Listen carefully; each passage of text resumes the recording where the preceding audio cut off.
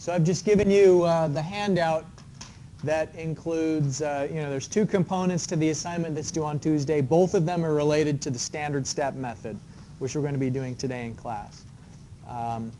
Now, there's kind of a trick to the handout problem, and that is the standard step method that we're going to be going through today, you have to start with an initial guess. It's one of those where the solution strategy is kind of iterative. And if you have a bad guess, then sometimes the solution won't converge. And so that's why I've given you the note about, we know that the depth is at least, I think it says, let's see here, 0.4 meters deep.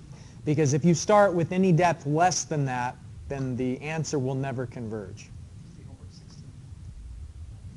Yes, you're right. It says on the handout 16, right? Yeah, so homework 16, and then next week you'll also get homework 17. I just turned it. You did. Thanks for catching that. I appreciate it. All right. Other corrections on the first slide? All right. All right, so last time, remember that in the direct step method, we were applying it to find out what is the depth going to be, or solving for the length of the rising profile or falling profile. But the key limitation there was that we could only do it for cross-sectional shapes that aren't changing. And that really limits us to short segment lengths to try and keep the sections as closely shaped as possible, or it means that it's going to introduce error. And so the standard step method overcomes that limitation and allows us to perform calculations regardless of the cross-sectional shape at either the upstream or the downstream location. And today we're going to be working with rectangular, trapezoidal, half circle, and I think even a triangular cross-section, just to get a feel for some variety. Now, I have a big flashing warning light here because it's important that you know that the meaning of 1 and 2 is a little bit different in the context of the standard step method than what we have been assuming until now. Now, in the standard step method, what we're going to use 1 to denote is where we know the depth, and 2 is the location where we don't know the depth. And so it doesn't mean anything about upstream or downstream necessarily. Because the standard step method, sometimes we'll be working upstream, sometimes we'll be working downstream. And so the direction that we'll perform the calculations, as before, depends on whether the flow is subcritical or supercritical. And so what we'll be doing is, if we have subcritical conditions, like these are subcritical conditions, and the way we know that is that location 1 is our downstream location, and we're working upstream, which means that 2 will be upstream. But if you have supercritical conditions, and if I'm not mistaken, at least one of your homework problems, it's supercritical. So double check on that, and I think I forced you to double check it by calculate the normal depth, calculate the critical depth, what's the water surface profile type, and so on. It's important that you check and see whether conditions are sub or super, because then that tells you whether 1 is downstream or 1 is upstream. So it all depends on the unknown being at 2. So here's the formula that we're going to be applying as we work through the spreadsheet today. And there's a spreadsheet template file that we'll go and download in a moment, just so that you don't spend the day working on subscripts and making sure the column widths are the same. The purpose of the template is just to jump straight into the calculation so that formatting is less time consuming. Now let's look at the picture here. The picture starts with a datum that we're going to be measuring our elevations relative to. And first of all, you'll notice that WS here, that stands for the water surface, and it means the elevation of the water surface relative to this datum. And so the elevation of the water surface is the Z, which is whatever distance there is from the datum to the bottom of the channel bed, and then the depth of flow at that location. Now, beyond the water surface, we can see here's the velocity head, v squared divided by 2g. And then in the downstream section, the difference in elevation between the horizontal line and the total energy line, this little gap distance is the head loss. The head loss is because as water flows downhill, the interaction with the friction surface at the channel just means that energy is going to be lost. At 2, we've got much the same thing except that there's no head loss. We have our elevation distance, we've got the depth distance, and y and z together are the water surface. There's the velocity head at 1. And then you'll notice that V1 and V2 are indicated separately because as the water depth changes, so does the velocity. Okay, so this is a total energy balance. It's not a specific energy balance. Specific energy is when we're measuring things relative to the bottom of the channel. Here we're going to be measuring energy relative to a datum. So that could be sea level. It could be the receiving body's water elevation. You know, if this is a river going towards some lake, we could set the lake levels at 0 or the bottom of the lake at 0. The point is that we're going to be calculating the water surface, and we have to start with a guess at the unknown location to go through this process.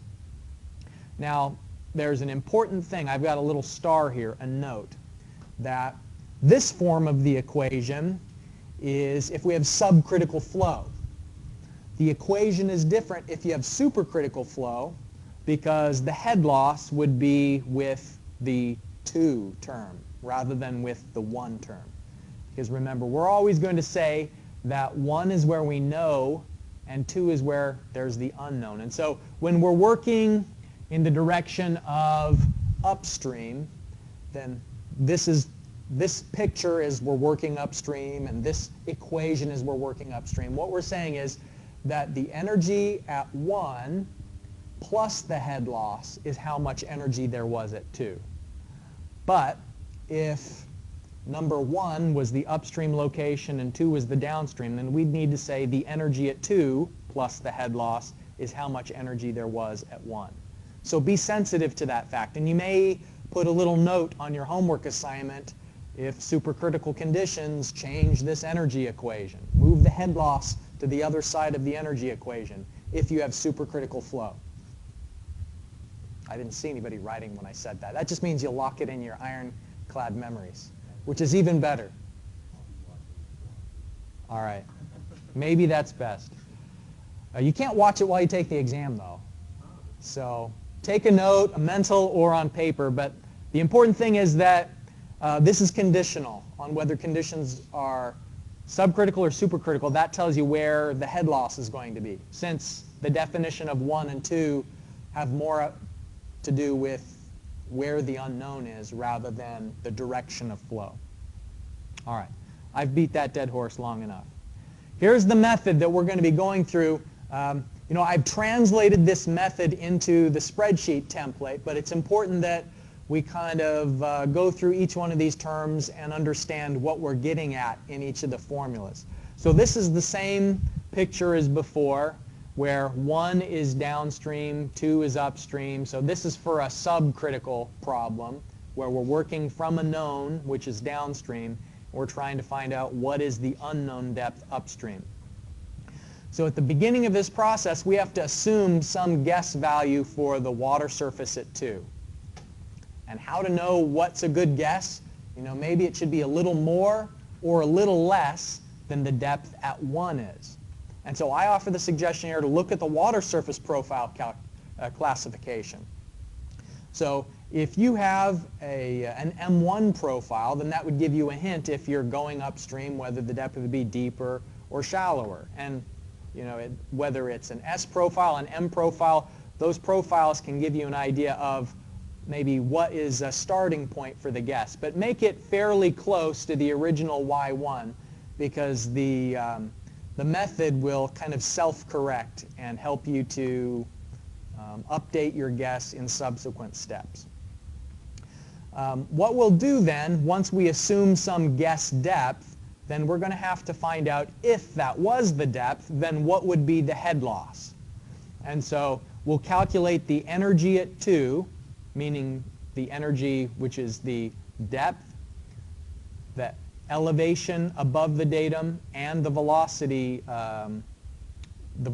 head at 2 minus the velocity head, depth, and elevation above the datum at 1. So this is all based on a guess, and we call this the observed head loss. That would be observed if it was the depth that we assume for location 2. But then there's also a calculated head loss, and that's based on the slope of the energy grade line. Any of you remember what S bar F means in the previous methods that we've done? The average, or at the midpoint. So what we'll do is we'll find the slope of the energy grade line at both locations, at 1 and 2, based on our known depth at 1 and our guess depth at 2. And then we'll average those two slopes. Rather than finding the slope at the midpoint, we'll average the two slopes to get this S bar F. Then we multiply by the length, that's the distance apart they are. And now there's a C factor here, which is, remember, when things change shape, there's an energy loss there. And so that's an energy loss coefficient having to do with the transition in the channel shape. We talked about this when we were doing specific energy, that if you have a channel get wider, there's a C value there, maybe in the range of 0.2 to 0.5 if it's getting wider. And so this is like an additional energy loss. And so some of the energy loss is due to the channel friction. That's this first term. And some of the energy loss that we'll be calculating is related to the change in shape. So those are the two components of it. And we'll just use Manning's equation to find the slope of the energy grade line. Now remember that Manning's equation is a little bit different if it is traditional units versus SI. And this is for this is for SI units, and if it's traditional, then we have the factor 1.486 that we have to include as well. And that would be in the denominator down here. All right, now we have an observed head loss and a calculated head loss, and we'll, on the spreadsheet, look at both of those, and they won't match to begin with. And so what we have to do is estimate a calculated water surface depth based on the head loss that's calculated, and then based on our previous guess value of the velocity at 2, and then we're going to have an updated value of the water surface at 2. So we'll be using the energy equation to do that calculated, and then we'll have an updated water surface depth at 2. And then we start the whole process over again. Our second iteration uses this updated depth of the water surface. All right, so I hope that this process will be more clear as you work the first example. And so we'll do some initial calculations here to classify the water surface profile. We need to know the normal depth and the critical depth in order to find out whether we are working upstream or downstream. I guess I've kind of already given it away a little bit here. It says, what is the depth 1,000 feet upstream? So this is a subcritical problem, but let's prove it to ourselves. Let's find out, to begin with, what's the normal depth and what is the critical depth. And so once you've got those two things, the normal depth, critical depth, then classify the water profile, and we'll verify that in the direction of that we're working, towards 2, whether we'd expect it to be deeper or shallower. Because we need to know what's an initial guess that we can put into the spreadsheet once we start working it. Okay, so I'm going to pause the recording so you can find the normal depth, critical depth, and then also the profile. Now, you can do those things in your calculator. Now, this is a trapezoidal channel. That makes things a little bit tricky. So another way to do it is you could solve for the normal depth straight in Excel. You come up with a formula for the cross-sectional area, come up with a formula for the wetted perimeter, and then iterate y until you have the flow rate equal to Q that's known. And that's what I'm going to be demonstrating. In a few minutes, I'll start up solving for the normal depth on the spreadsheet.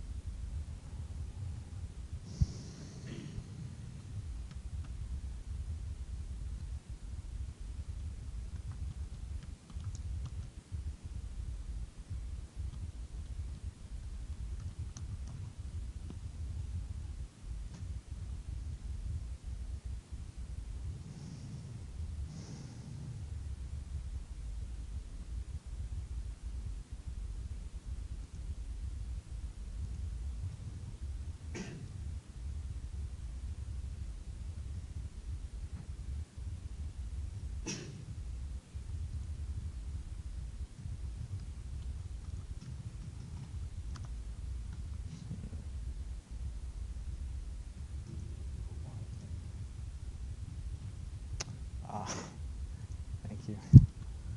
Yeah. It doesn't know what that is. All right. So this is something I hope that you'd be able to do, solving for the depth using Excel. What we know is that the flow rate, according to the problem statement, is 1,000 CFS. And so we need to keep changing this depth until we have 1,000 CFS. And so it's not 1 foot, it's not 2 feet. 5 feet's getting closer, but the smart thing to do is just a what-if analysis. And we're going to keep changing. We want this to be 1,000 by changing the depth. You will be able to use Excel on the exam, yeah.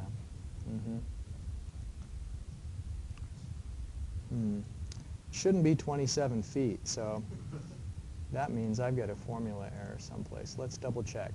Here's the cross-sectional area is 25, which is the width, times the depth, y. So that's this component of it, plus 2 times y squared. Okay, and that is to the 5/3 power, and then we multiply it by the square root of the slope. Now hold on a second. The slope is, yeah, we do get the slope because in the sketch here it says that the invert is at 5 feet here, and it's at 7 feet there, and so it's 2 feet of elevation difference over a 1,000 foot change. And so then that means that the slope is 0.002. So let's make sure that that's what I put here, 0.002. Okay, and that's to the 1/2 power. And then divide by the n value, that's what this is, times the wetted perimeter. Oh, okay, so I need to put another parentheses around the wetted perimeter here, I think. That could be the issue. All right, and now this length here, if we have y is the depth and 2y is the width of that triangle, then that means that this length is going to be 2.236 times y. And so here, it's, since there's that side piece on both the left and on the right, then it's double 2.236. And so that's why for the wetted perimeter we're saying it's the bottom width of 25 plus 4.472. So here's that bottom width of 25 plus 4.472 times y, and all that's to the 2/3 power. So let's see. Yeah, so it should be less than the 27 feet that we had before. We're going for a flow rate of 1,000 by changing the depth.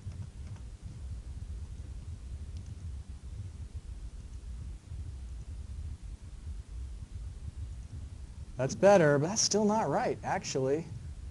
Yeah, it is 6.8. Yeah, that's what I've got here. I got that on my calculator, but I probably have messed up the parentheses at some point here. So, you didn't put a parentheses on the exponent of 25. mm-hmm. So that could do something. Maybe it's if you do the exponent of 25 divided by. That's true. Yeah, let's do this. When in doubt, more parentheses, right? Oh, that didn't change the, I didn't change that. Well, we can't spend too much time on this, although I would like to kind of find out where my error is. When in doubt, throw it out. That's the motto here. So let me just start over from scratch, okay? And if I don't get it this time, we'll just drop it and we'll move on with the actual method itself. 1.49 times the area to the 5/3 power. So area is 25 times, and you know what I'm going to do? I'm even going to name this cell y. I'm going to name that y. So now that I can type y in my formula. All right, so 1.49 times, and divided by, I'll divide by the n value right here, 0.05. All right, times the area, 25 times y, plus 2 times y squared. And that's to the 5/3 power. Now I'm going to divide by the wetted perimeter, 25 plus 4.472 times y to the 2/3 power. And then we still have to multiply by the square root of the slope.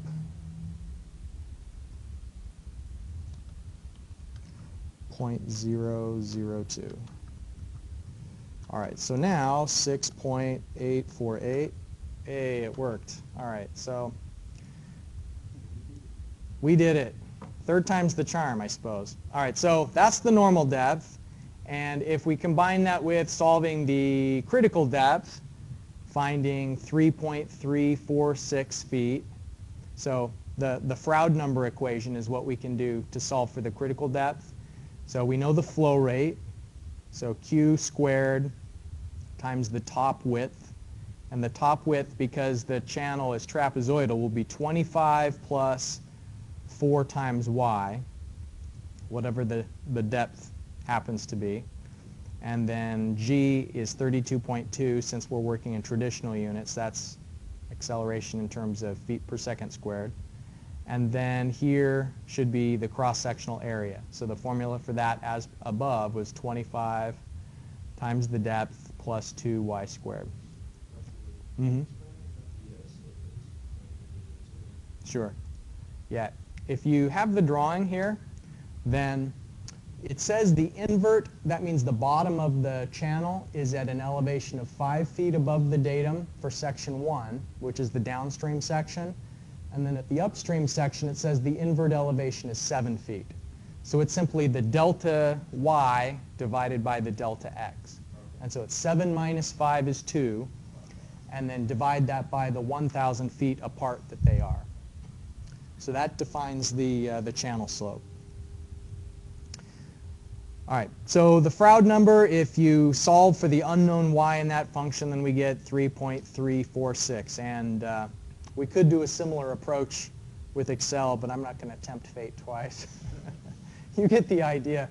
What you would do in such a hypothetical scenario is you have a guess y, and we know what the Froude number should be, so we keep playing around with y until the Froude number is equal to 1. All right?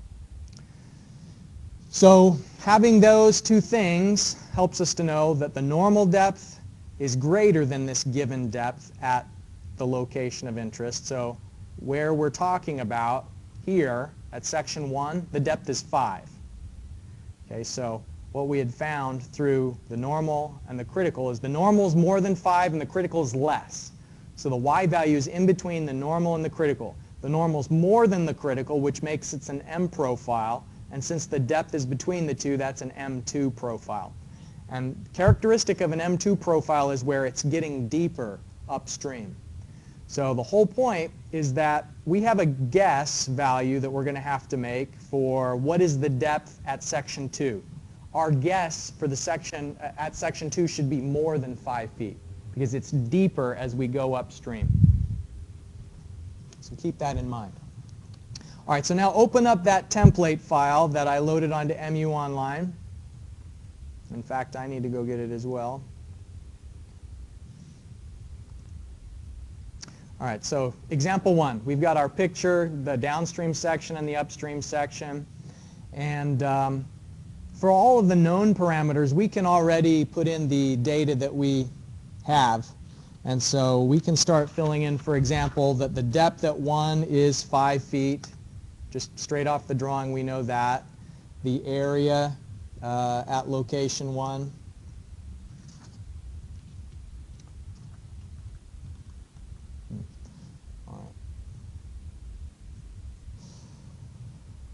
The area 1 is, using that formula from before, it's the 25 times the depth plus 2 times y squared. So A27 squared. All right. And then the velocity is going to be the flow rate divided by the area. Now we need to define some of these things here. The flow rate is 1,000 CFS. The end value was given as 0.05, I think. Yep, 0.05. Z1 is the invert elevation of 5 feet. Z2 is the invert elevation of 7 feet. C, the C value, 0.3 from the problem statement. Yeah, the expansion coefficient. And then these are 1,000 feet apart. So L is 1,000. All right, so the velocity is just going to be Q divided by the area. The wetted perimeter is going to be 25 plus 4.472 times the depth. So we've got the wetted perimeter. We can get the hydraulic radius is just the area divided by the wetted perimeter. The energy at 1 is going to be the velocity head plus the depth plus the z. And so let's add one column just to make the calculations even a little bit easier. Add a column here. It's, I think, going to stretch out our formulas, but that's all right. Let's have the velocity head at 1 as its own column. So v1 squared divided by 2g. And that's going to be in terms of meters. That way all we have to do is add the depth, the z value, and the velocity head rather than embedding that velocity head calculation. So this is the velocity head at 1. So that is v squared divided by 2g. And here g is 9.81. Oh. All right. We're working in traditional units. Thanks for noticing that. It's feet, not meters. Okay, so 32.2.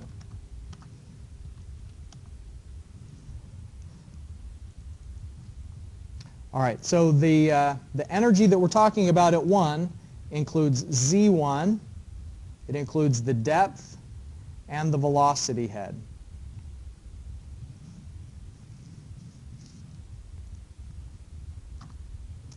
So it is the Z1 plus the depth plus the velocity head, which is in F27.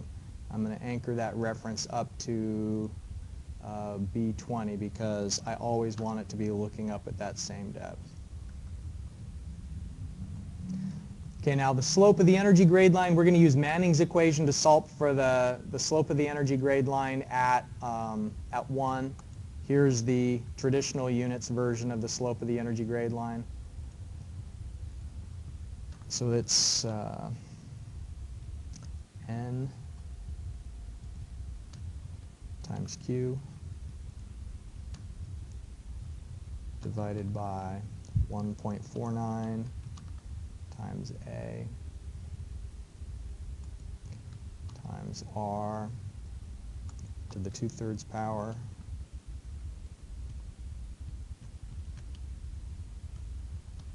and then we need to square all of that.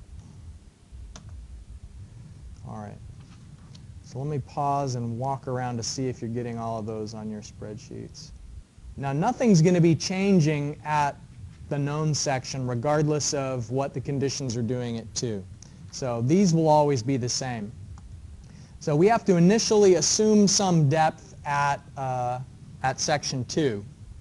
And remember that it being an M2 profile means it's going to be deeper than it was at section 1. So let's start off with a guess that it's going to be 5.1 feet, just slightly more. We may have to go up from there. Okay, now remember the definition of water surface is it's the depth plus the elevation above the datum. And so here it says the invert is 7 feet. So we're going to say 7 feet because that's our Z2. I'm going to anchor that reference so that I can drag things down later, plus whatever the depth is. And so that gives us the water surface at 2. All right. Now, fortunately for us, the dimensions are a little bit simpler at section 2 because this is a rectangular channel, so we don't have to worry about the trapezoidal geometry. The area is just going to be the depth times the channel width, which is 25. I'll just type that in, 25 feet wide. So that gives us the cross-sectional area if it was a depth of 5.1. It's not going to end up being that depth, but we'll get there eventually. All right, so we've got a velocity term, and the velocity is just going to be Q divided by the area. And remember to anchor the reference to the flow rate Q so that when we drag down later, it will always be looking up there into cell B18. Let's do that same thing from before and create a velocity head term. Just because. V2 squared divided by 2G. 2G. And just to make it more, that doesn't look super clear, so I'm going to actually bother to put in the subscripts and the superscripts here. You don't have to. You'll remember that it's the velocity head. We're talking about velocity head at location 2. Superscript. All right, and then the units for that is going to be feet. All right, so the velocity head is V squared divided by 2G, 32.2, traditional units.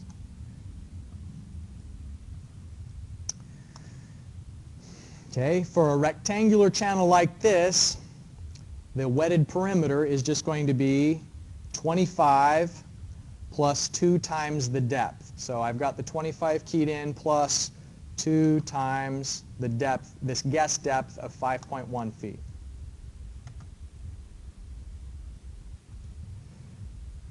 Okay, then the hydraulic radius is the area divided by the wetted perimeter.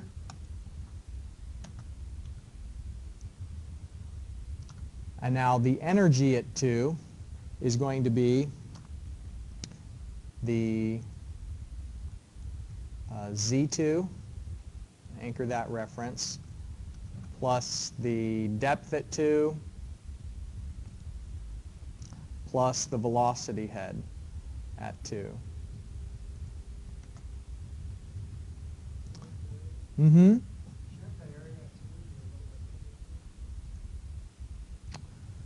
I don't think so. Why do you think it would?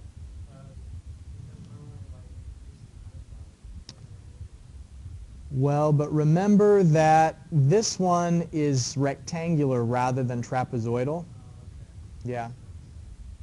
So for the cross-sectional area, it's just going to be 25 times the depth.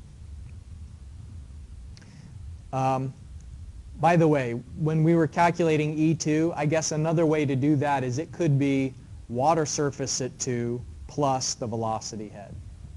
You know, I went and essentially, by adding the Z and the Y, I've recalculated the water surface again. It would be the same if I said water surface at 2 plus the velocity head. It still gets us that same 13.055. All right, so now we need to do Manning's equation again to find the slope of the energy grade line at this location. So it is the n value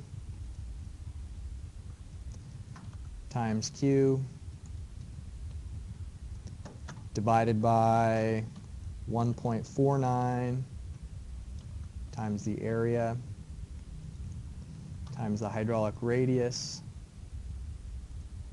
to the power of 2/3.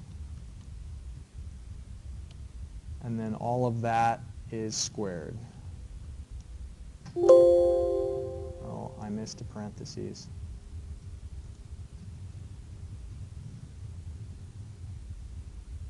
Apparently more than that, because that's not the right. All right, let me do Manning's equation again. Okay, so N times Q. Anchor both of those.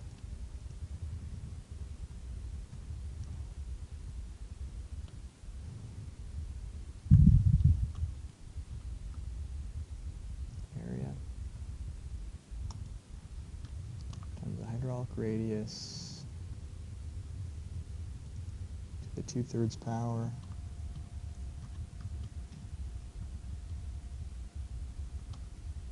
All right, and then all of that is squared. That's more like it. Okay, let me pause and see if everybody's on. Now, the observed head loss is the energy at 2 minus the energy at 1. So we can fill that in, equals the energy at 2 minus the energy at 1. So that gives us the observed head loss. Now the SF bar, that's just simply going to be the average of the two energy grade line slopes. So it is this one at section 1 plus the slope at section 2 divided by 2. Okay. Now the head loss calculated, we're going to use this formula to find that. Okay, so that is the average energy grade line slope times the length plus, and that's the frictional losses, you can think of that, and then the local losses as the channel shape is changing is the C value times the difference, absolute value of the difference in the velocity head. So we have the velocity head at 2 here minus the velocity head at 1 from there. Okay, so that's how much energy loss would be calculated if this was the depth, in fact. Oops. Okay, now the calculated water surface at 2, we're going to use this formula for that. Okay, so the calculated is going to be the water surface at 1, which again, the water surface at 1 is Z1 plus Y1. So that gets us the water surface at 1 plus the elevation head at 1 plus the calculated head loss, and that is in cell V27. I can't click on it because my formula is spreading over there. Then minus the velocity head at 2. So here's the velocity head at 2.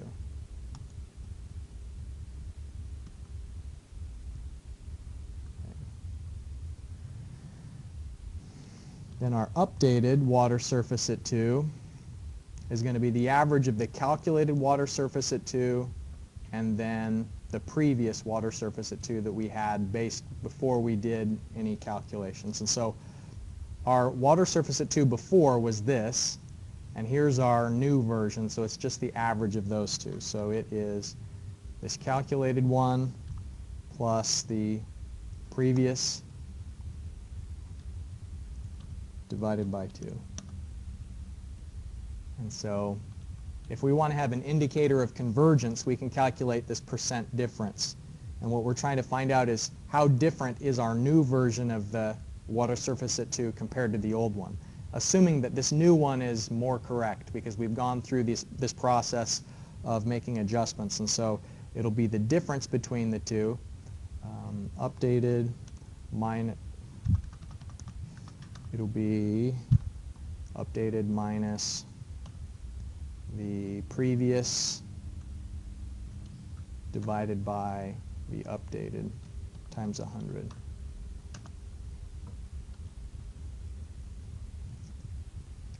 So our new one is 22.5% larger. What we're looking for, our objective is for this percent difference to be less than 1 and preferably even lower than that.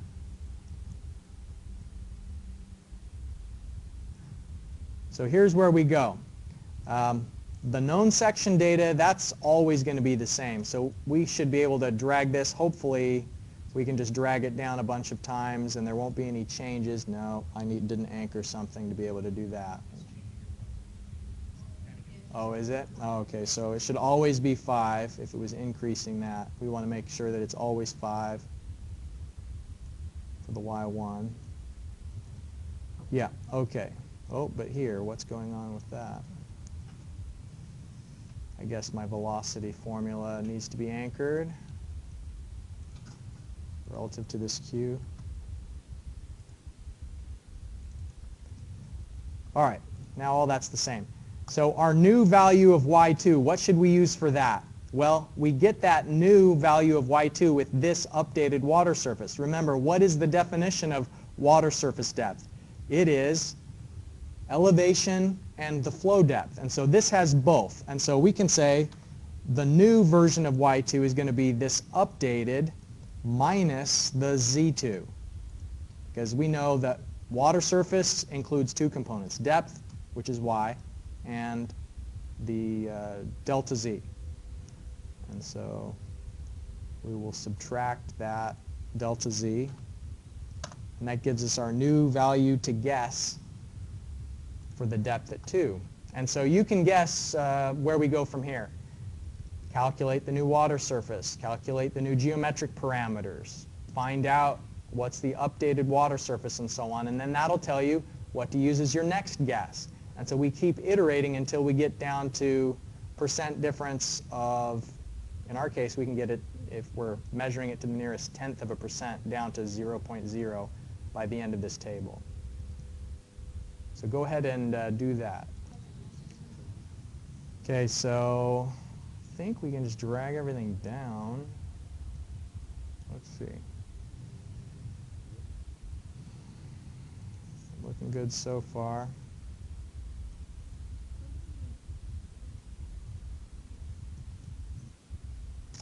So the depth at this upstream location at section 2, it should be 8.05 is the 8.05 feet is the depth there.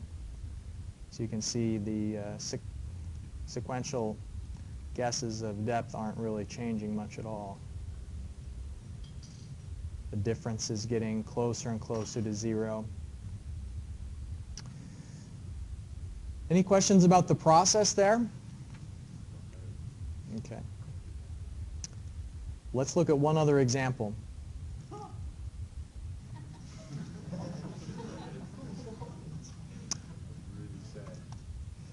All right. Section 1, we've got a half circle. Section 2, upstream, we've got a triangle. I've already solved the critical depth for you and the normal depth. So we know that the location where we're at is greater than both of those. And so normal is bigger than critical, which means it is an M profile. And then this is greater than both of them. So we're going to be working upstream, and we don't know the depth at the triangular section. So in the second tab of that template file that I gave you, here is all the information. Now this is SI units, so we're going to have to be aware of that. Okay, so we've got 1.5 cubic meters per second. Our N value here, 0.045 is what it says on the screen there. The Z1, 0. So the elevation at the downstream section is 0 meters of elevation, and Z2 is 0.5. The C value for the expansion or expansion or contraction coefficient, 0.2. Oops. 0.2. And then the length, they are, does it say? Oh, 100 meters. There it is, 100 meters in distance. All right.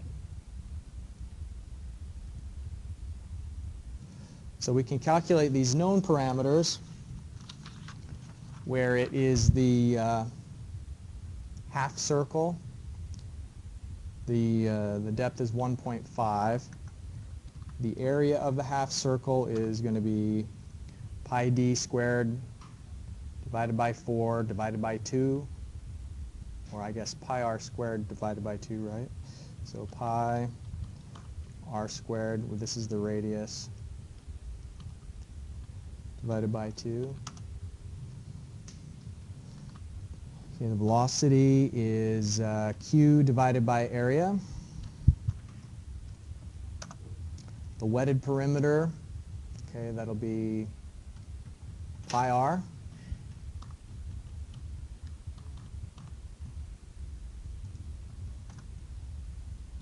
Hydraulic radius is just the area divided by the wetted perimeter.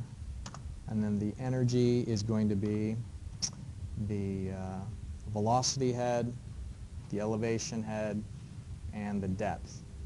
And again, I think I'd be better off if I had a column that's got the velocity and then also the velocity head. So I'm going to add both of those columns just so I can be calculating them separately. So velocity head. So this squared divided by 2g. Okay, so the energy at 1 is the z1 plus the depth plus the velocity head. And the slope of the energy grade line using Manning's equation.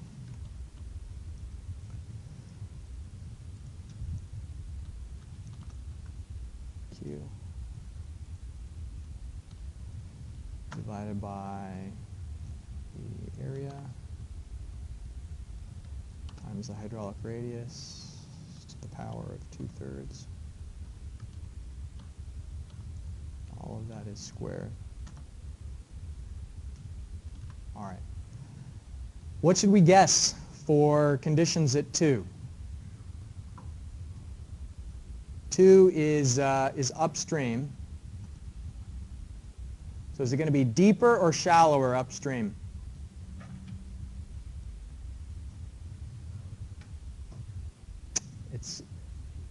No, the depth is going to be decreasing. Shallower. There you go. You got it right. Shallower. Look at me, he said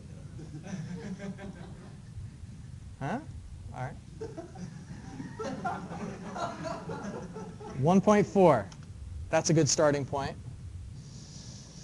Okay, actually, let's see what would happen if we just made it 1.5, you know, if we're equal to the starting depth. So for a triangular, you can see from the geometry here, if we have some unknown depth, then the top width is 2y, and so the cross-sectional area is the,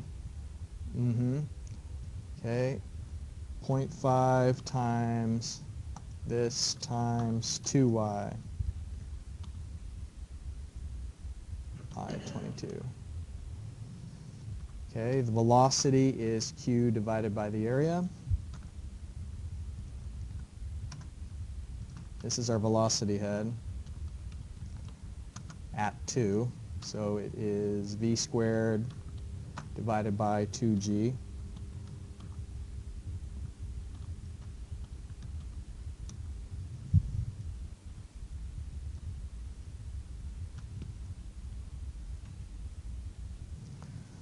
Okay, the wetted perimeter. All right, so the wetted perimeter for this triangular section, if the height is y and this side is y, then it's going to be the square root of 2. So 2 times the square root of 2 times y. So it is y times 2 times the square root of 2. Yeah. Right. Yeah, since the water's just touching the air on the top, then we don't include that. All right, so the area divided by the wetted perimeter will give us the hydraulic radius. And then the energy at 2 is going to be the elevation at 2.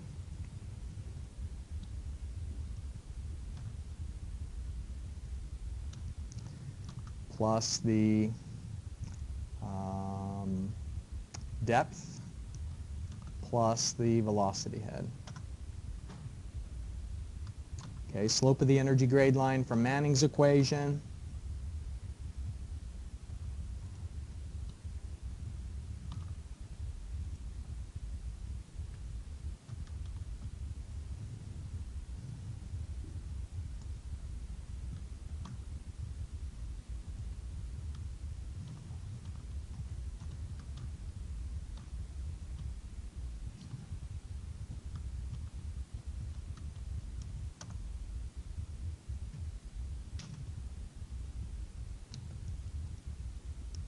to the square power, not to the 2/3 again, squared.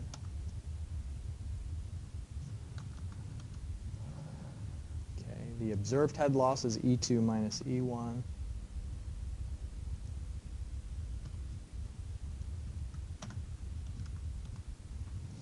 And the SF bar is the average of the two energy grade line slopes.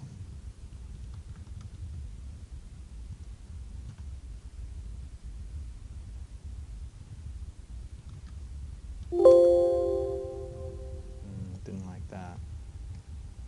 Oh, I guess it's P22. That's more like it. Okay, now the calculated head loss,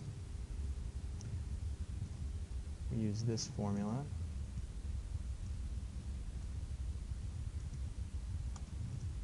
So it's the average energy grade line slope times the length plus the C value times the difference, absolute value of the difference, times ABS of velocity head at 2 minus the velocity head at 1. Okay. Now the water surface 2 calc is this formula. So there's the water surface at 1, which is Z1 plus Y1. Okay, so that gives us water surface at 1 plus now the velocity head at 1. There's that. Plus the calculated head loss, which is in cell U22, minus the velocity head at 2. And now the updated is just going to be the average of our previous water surface at 2 and this one. So the water surface at 2 initially was Z2 plus this depth. That's the definition of water surface at 2. And then we have the new calculated one. We have to divide that by 2 to find the average of it. And then we can get a percent difference by finding the difference between the updated and the previous one. Well, I'd like it if I had a column with the water surface at 2. In the previous slide we did water surface at 2. Then I can just refer to that. It's the Z2 plus the depth at 2. That's nice.